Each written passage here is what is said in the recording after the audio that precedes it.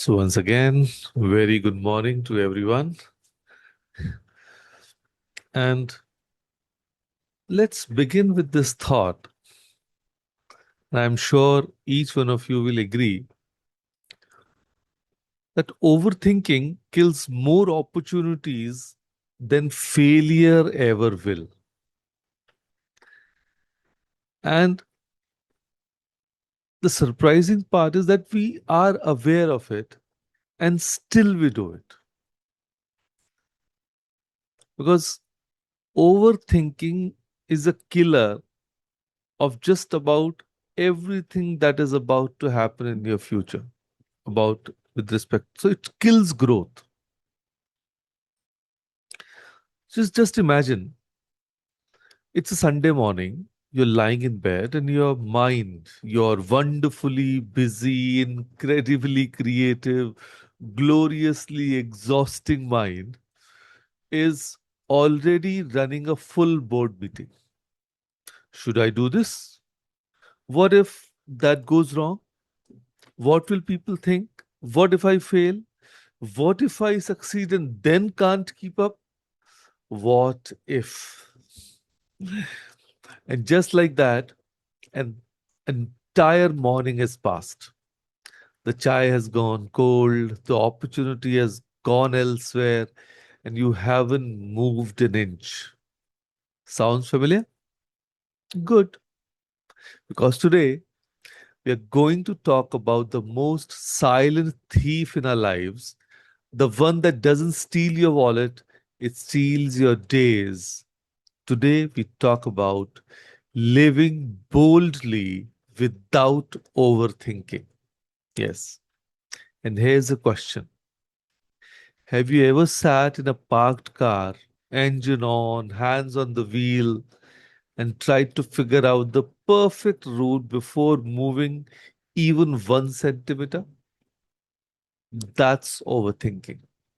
The car is ready, you are ready, but you're just sitting there, planning, reconsidering, opening Google Maps, closing Google Maps, opening it again. And meanwhile, the person in the car behind you has already left, taken a wrong turn, self corrected, and is now halfway to the destination. So here's the truth: a parked car never reaches a destination. Movement, imperfect, uncertain, slightly nervous movement, always beats perfect preparation that never begins. So let's meet Kavya today. She's 41-year-old marketing professional, brilliant strategist. She has had an idea for her own consultancy for 2 years now. 2 whole years.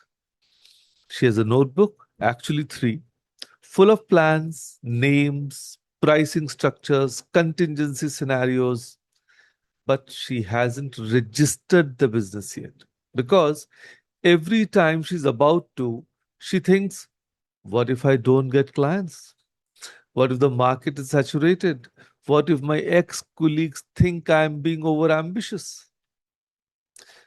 Kavya, sweetheart, those three notebooks are not preparation. They're overthinking, wearing a very productive disguise. You know what? Would you have told her whether the business should would work? Starting it. That's the only data that matters. And then there's Minakshi. She's 55. For years, she's wanted to join a dance class, Bharatnatyam, the one she gave up when she got married at 23.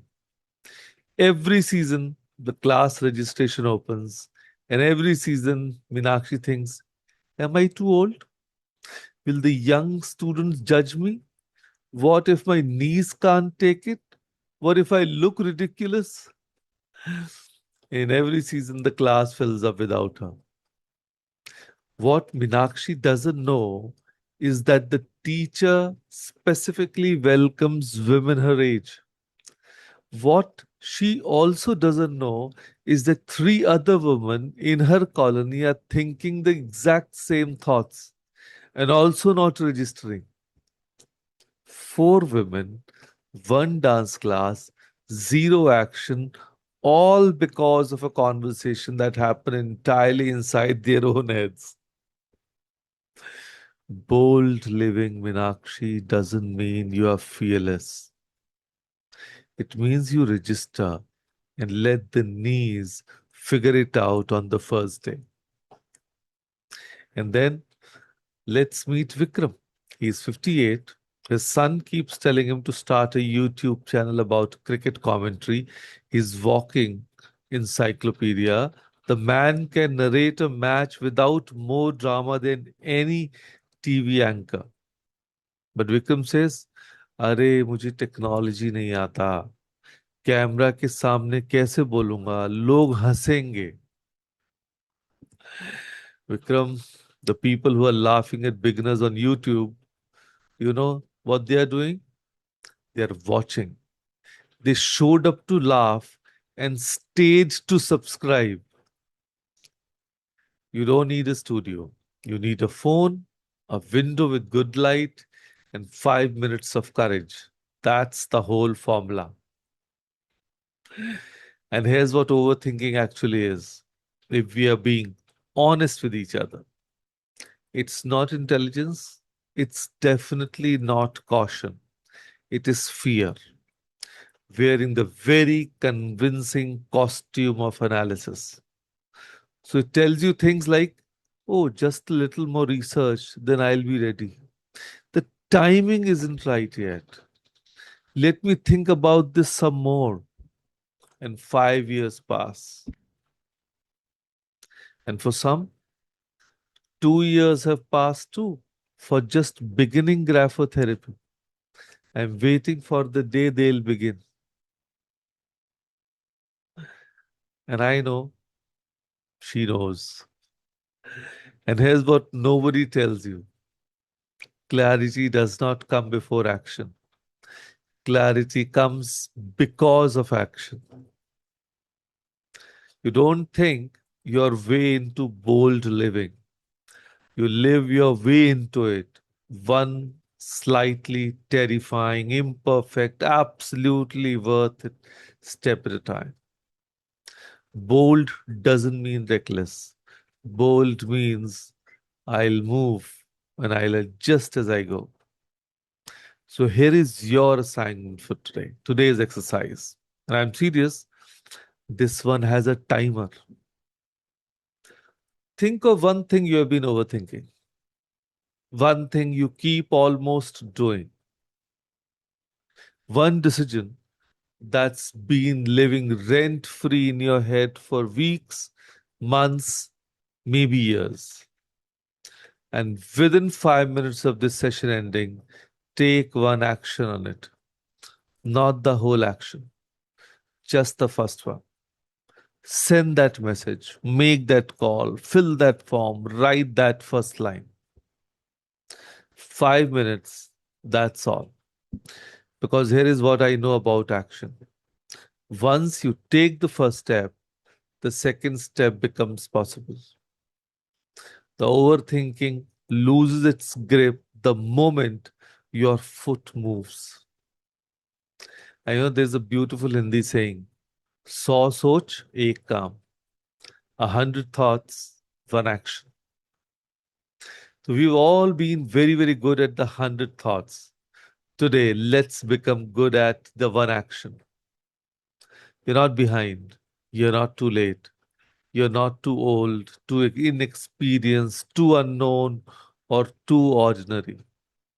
You're exactly ready enough right now for exactly one bold step.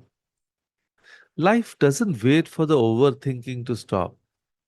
Life happens in the moments when you decide, despite the noise, the doubt, despite the inner board meeting, to simply move. So, the boldest thing you can do is trust yourself enough to begin. Yes, let me say that again.